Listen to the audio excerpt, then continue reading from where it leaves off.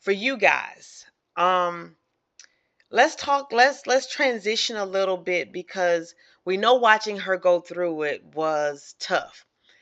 Let's talk about let's kind of shift a little bit and talk about during the time that she's dealing with cancer and she's dealing with all of this.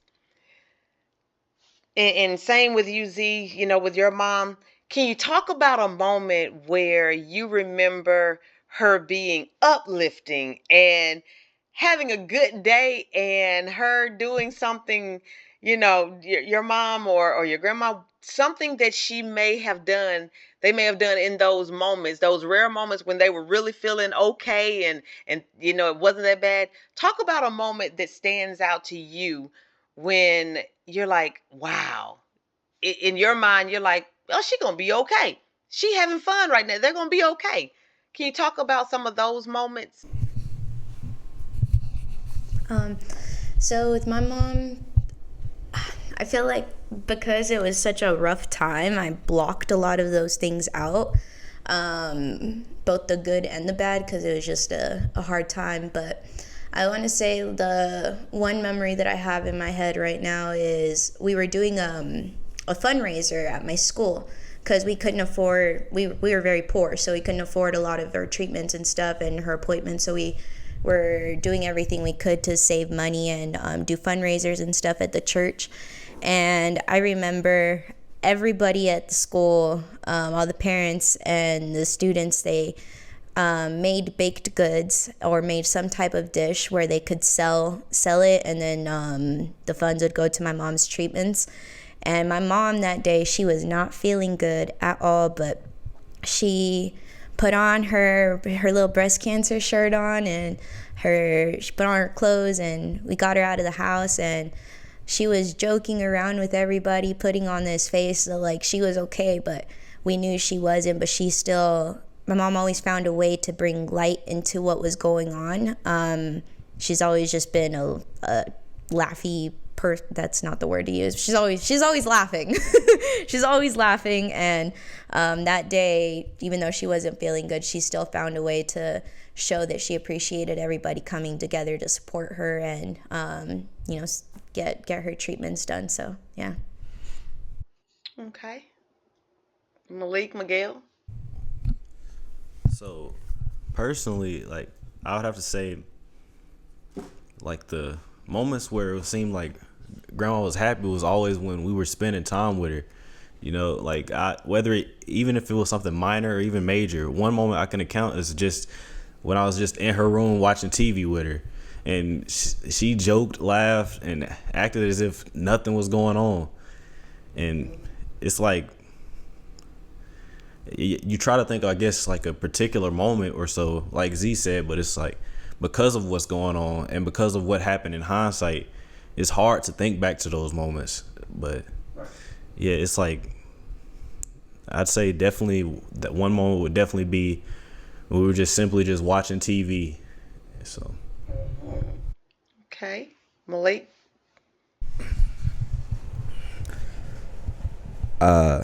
I love you like a circle. There is no ending and there is no beginning. And those are the words that would preface every conversation that I had with grandma. So no matter how she was feeling, no matter what she was going through in that moment, she always sounded like just joyful and happy and ecstatic just whenever we spoke on the phone. And whenever I came home, and there was one moment that stuck out to me, that she was going through this cancer BS, and she ain't cooked since she left Logtown. But when I came home, she said, "Baby, what you want? I'll make it for you." And she cooked my favorite meal, some chicken and macaroni and cheese. And grandma just, everything she's battling and going up in there and doing that, I'm like, yeah, my grandma a warrior. Like she's gonna beat this like she does with everything else. Like that made me feel just so happy and just so blessed. And I'm like, she's gonna be all right. And that just took like felt like a 20-pound weight just off my head, just seeing that action. And I was able to go back to Fort Bragg and just perform everything that I was doing with higher, increased spirit and morale. But she always showed happiness whenever I talked to her. I always asking for skins, something to eat. She never let that defeatedness show with me. So, yeah. I would say for me, it was mom always used to call me a nut. So um, we all know that she said that I just had a joke for everything. I could make anybody laugh. So for me, it was the moments when we would be joking around and she would be in her own world and I'd go in there just to aggravate her, or I'd go in there and she's ticklish under her feet. So I mess with her feet or those times when you're cooking and you're in the kitchen and she's sitting at the table and all she waiting on is her sample. Whatever you cooking, whatever you making, she just want her sample. So it's watching her feet wiggle and watching her get excited over whatever you're cooking or telling you how you need to cook whatever you cooking.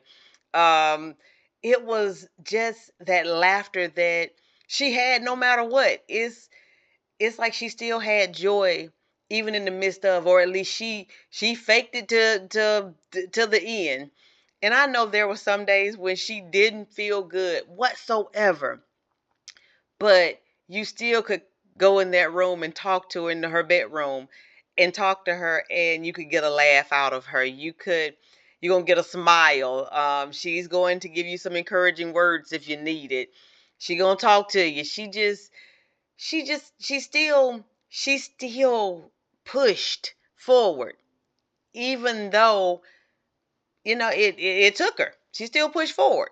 So for me, it was just those moments when she'd get excited when somebody would call to check on her, or when all of us were together, or when we're eating, and it was food always that made her happy no matter what, because that was her comfort. Mom, hey, we all love to eat, and she just that it just gave her joy when she was around family. When she was, if we're playing games and she's in the room, if we're decorating the Christmas tree, it family gave her joy.